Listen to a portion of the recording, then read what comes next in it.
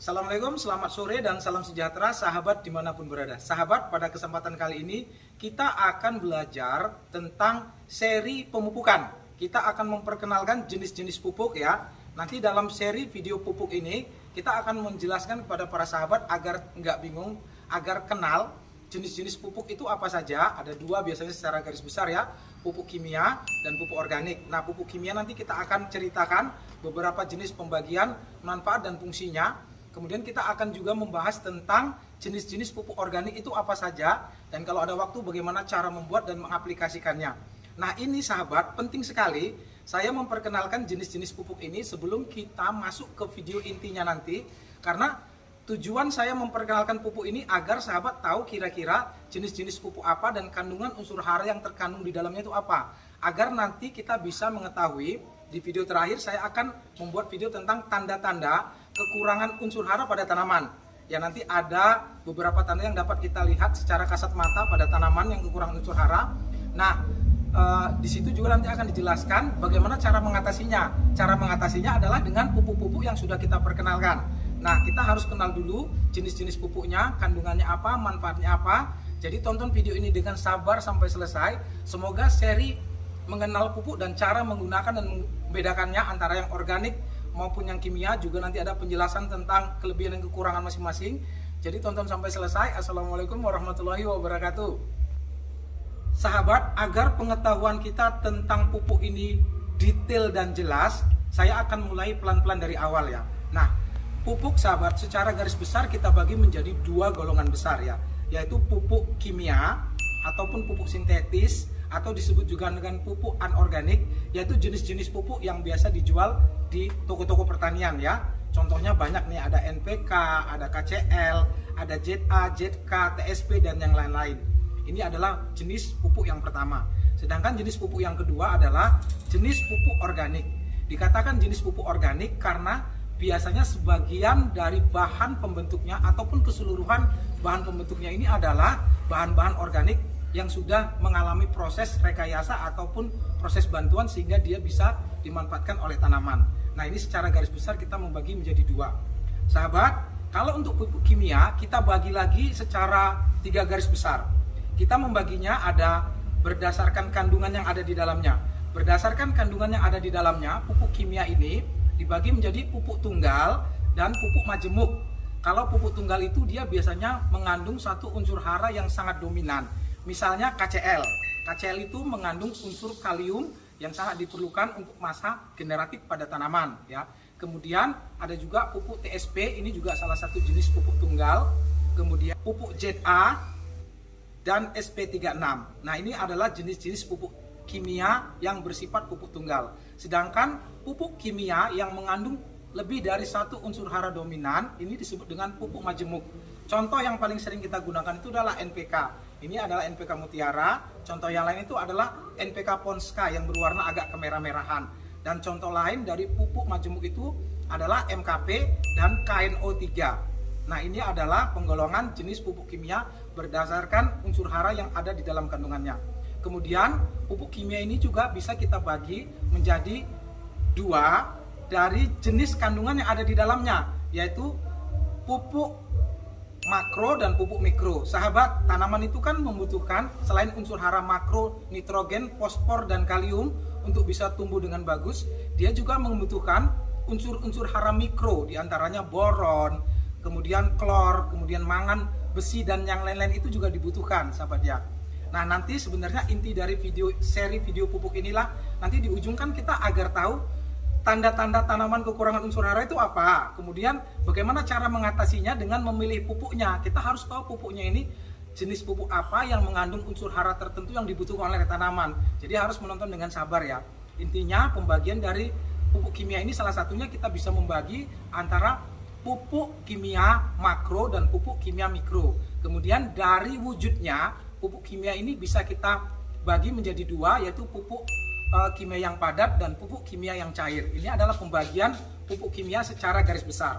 Sedangkan kalau pupuk organik itu sahabat, biasanya yang paling sering kita kenal itu ada 6 sahabat ya. Yang pertama adalah pupuk kandang. Sahabat pupuk kandang, sebenarnya kita sudah membuatkan video secara lengkap sekali bagaimana cara membuat pupuk kandang yang berkualitas. Ada di link yang ini, nanti saya sertakan di deskripsi. Ini manfaatnya banyak sekali, bisa sebagai pupuk dasar ketika kita mulai menanam, mencampur dengan media tanam atau memasukkan ke lubang tanam kalau menanam di lahan, ataupun sebagai pupuk susulan yang bisa diberikan sekitar 2-3 bulan sekali pada setiap tanaman agar tumbuhnya bagus, subur, dan berbuah dan menghasilkan yang baik. Ini adalah jenis pupuk organik yang pertama. Kemudian jenis pupuk yang kedua, yang organik maksud saya, adalah pupuk kompos. Sahabat, kita bisa membuat pupuk kompos secara sederhana dan cepat dengan bahan-bahan sampah limbah rumah tangga ya. Sisa-sisa sampah dapur, sisa-sisa sayur, buah, ataupun daun-daun kering ini, daun-daun yang biasa kalau kita membersihkan halaman, bahan-bahan organik ini bisa kita campur dan kita berikan mikroorganisme pengurai, bisa E4 atau mol yang kita buat sendiri ya, dari bahan-bahan organik, dari buah nanas dan yang lain-lain. Saya sudah buatkan videonya itu ya. Kemudian ini bisa kita jadikan kompos nantinya. Cara membuat kompos yang sangat bermanfaat untuk kita yang suka berkebun organik juga sudah sangat lengkap. Saya buatkan videonya dengan ciri khas channel Kebun Indra Tarigan, detail, runut, dan gampang dipahami, ada di link yang ini. Sahabat harus menonton karena sama seperti halnya dengan pupuk kandang, kompos ini juga sangat bermanfaat ya, bisa sebagai pupuk dasar atau campuran media tanam atau dimasukkan ke lubang tanam ketika kita mau menanam ya, juga bisa sebagai pupuk susulan yang diberikan sekitar 2 atau 3 bulan sekali atau minimal 6 bulan sekali lah pada tanaman-tanaman agar tanaman ini tumbuh subur, sehat, dan bagus sekali. Dan manfaat dari pupuk organik, kompos, dan pupuk kandang ini, dia juga dapat meminimalkan atau menghemat penggunaan pupuk kimia yang semakin hari semakin mahal. Cara membuatnya ada di link ini. Sahabat harus menonton secara tuntas agar bisa membuat pupuk kompos sendiri di rumah. Ini adalah jenis pupuk organik yang kedua. Sedangkan jenis pupuk organik yang ketiga adalah dari pupuk organik adalah pupuk hijau, sahabat. Sahabat, mungkin sudah banyak juga di antara kita yang sudah paham dan familiar dengan istilah pupuk hijau.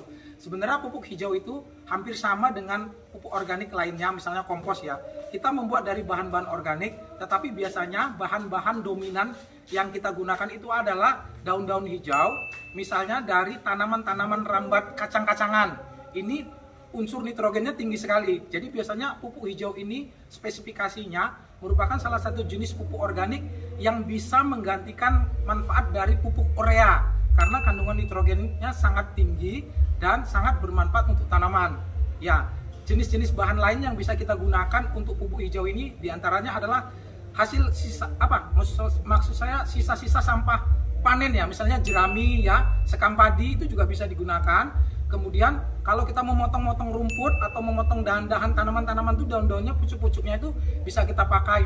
Dan salah satu bahan pupuk hijau yang sangat bagus itu salah satunya adalah tanaman air ya, azolla. Azolla itu merupakan salah satu jenis tanaman yang paling sering kita gunakan untuk membuat pupuk hijau. Sahabat, kita memang belum membuatkan video cara membuat pupuk hijau yang sangat bermanfaat ini ya. Kalau sahabat mau, kita bisa buatkan bagaimana cara detail membuat dan menggunakan pupuk hijau ini sebagai pupuk organik yang sangat bagus untuk tanaman-tanaman sayur-sayuran terutama, dan tanaman-tanaman apa saja pada masa pertumbuhan karena kandungan nitrogennya tinggi. Sahabat boleh berkomentar di bawah, saya akan buatkan videonya tentang bagaimana cara membuat pupuk hijau. Sahabat, saya mohon maaf ya, ini di dekat rumah kita ada yang sedang dangdutan, tapi saya akan berusaha berbicaranya agak kuat supaya lebih jelas. Tapi kalau misalnya ada yang tidak jelas, sahabat boleh berkomentar di bawah ya. Silakan ditanyakan, kita akan berdiskusi. Karena topiknya ini penting sekali. Saya harap sahabat bersabar walaupun mungkin ada gangguan-gangguan selama video ini berlangsung. Nah, kita akan masuk ke jenis pupuk organik yang keempat. Pupuk organik yang keempat adalah disebut juga dengan pupuk hayati. Sebagian orang mengatakan pupuk hayati ini istilahnya adalah pupuk biofertilizer. Nah, pupuk hayati ini adalah dia sebenarnya pupuk, tetapi dia tidak langsung menyediakan unsur hara untuk diserap oleh tanaman.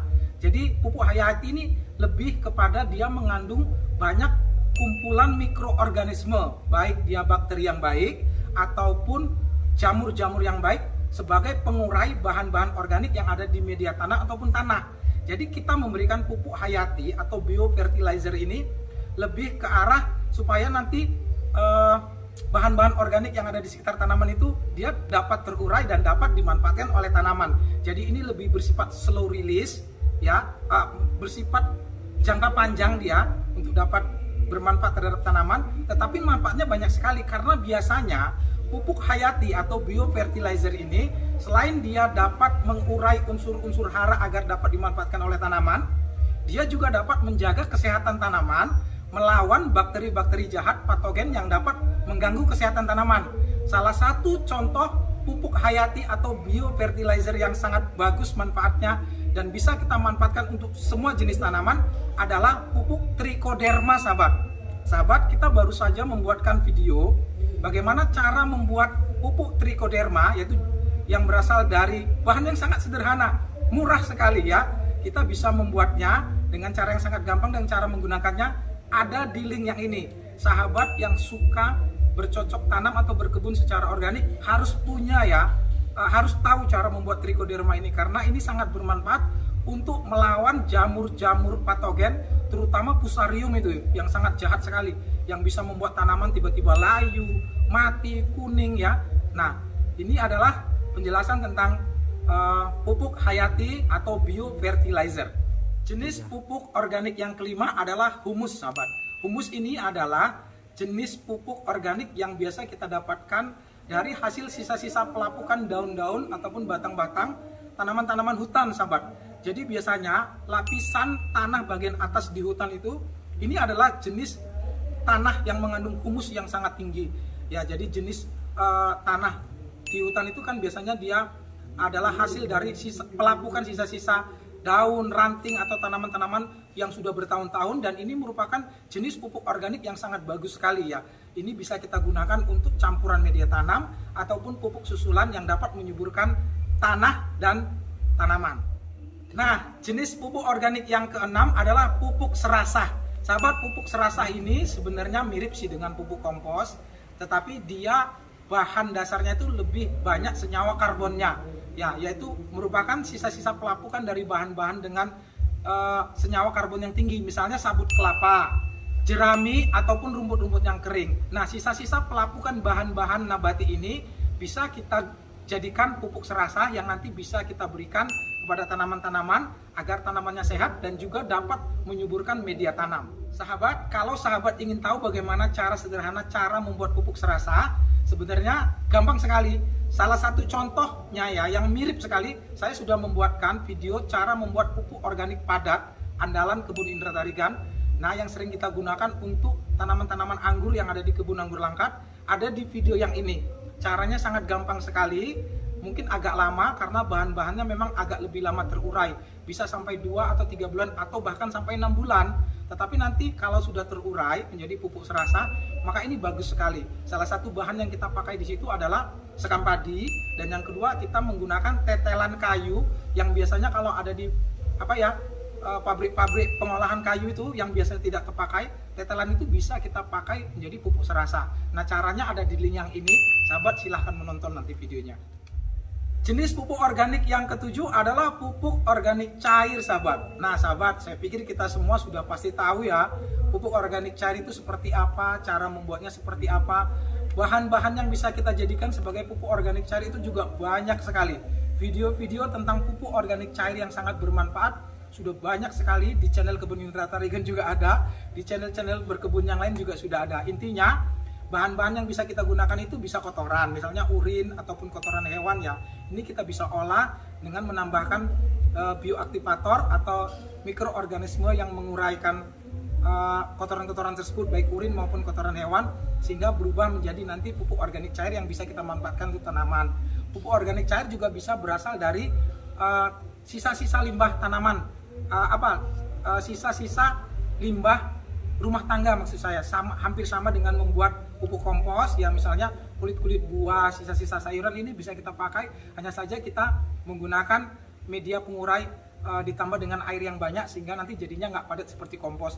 Nah, cara membuat pupuk organik cair itu mungkin sahabat bisa lihat nanti ada di link yang ini ataupun di video yang ini dari sisa-sisa sampah rumah tangga ya, buah-buahan, atau kalau dari bonggol pisang, ini pupuk organik cairnya sangat tinggi kandungan fosfor dan kaliumnya, cocok untuk membuat tanaman-tanaman berbuah ataupun tanaman-tanaman umbi agar umbinya tuh buah besar-besar ya, misalnya kentang ataupun ubi ataupun apalah tanaman umbi apa saja boleh pakai ini pupuk organik cair yang berasal dari bonggol pisang ya, ataupun pupuk organik yang ini juga bagus untuk tanaman, ataupun pupuk organik cair yang ini yang sangat bagus untuk membuat tanaman-tanaman berbuah dan berbunga sahabat. Jadi banyak sekali, mungkin nanti nggak selesai-selesai, yang penting nanti beberapa link cara membuat pupuk organik yang sangat bagus yang sudah kita praktekkan dan pakai di channel Kebun Indra Tarigan akan saya sertakan di link deskripsi. Ini adalah jenis pupuk organik yang ketujuh, dan jenis pupuk organik yang kedelapan saya jujur belum pernah memakai, tapi saya pernah melihat di toko pertanian, saya lihat di S Hardware waktu itu adalah pupuk guano. Pupuk guano ini adalah jenis pupuk organik yang berasal dari sebagian besar kotoran kelelawar. Biasanya kotoran kelelawar yang banyak jatuh itu di gua-gua, tempat kelelawar biasanya bersarang ya, dia akan bercampur dengan tanah-tanah di sekitarnya, dan campuran antara tanah dan kotoran inilah yang disebut dengan pupuk guano. Sebagian pabrikan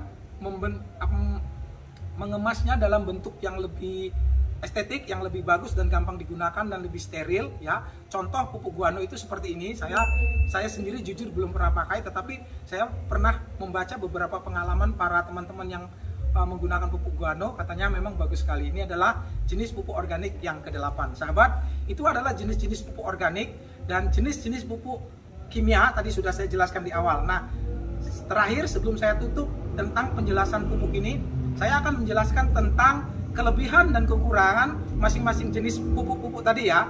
Jadi kelebihan kekurangan jenis pupuk kimia apa, kelebihan dan kekurangan jenis pupuk organik. Kita langsung mulai saja ya. Sahabat, ternyata setelah saya edit videonya panjang sekali sampai 30 menitan. Karena itu saya potong sampai di sini ya untuk seri pemupukan yang pertama. Kita selesai sampai di sini. Nah, nanti sahabat harus menonton lanjutannya. Pada lanjutan yang kedua ini kita akan belajar secara detail apa sih kelebihan dan kekurangan pupuk organik dan apa kelebihan dan kekurangan pupuk kimia ataupun sintetis. Dan ini merupakan informasi yang penting menurut saya, agar kita jangan terlalu fanatik pada satu hal saja, melupakan bahwasanya hal yang tidak kita suka itu sebenarnya ada manfaatnya juga ya. Jadi sahabat, tonton video selanjutnya ya. Nanti kalau sudah ada saya sertakan di deskripsi atau di kolom komentar. Terima kasih karena sudah menyaksikan video ini sampai selesai. Assalamualaikum warahmatullahi wabarakatuh.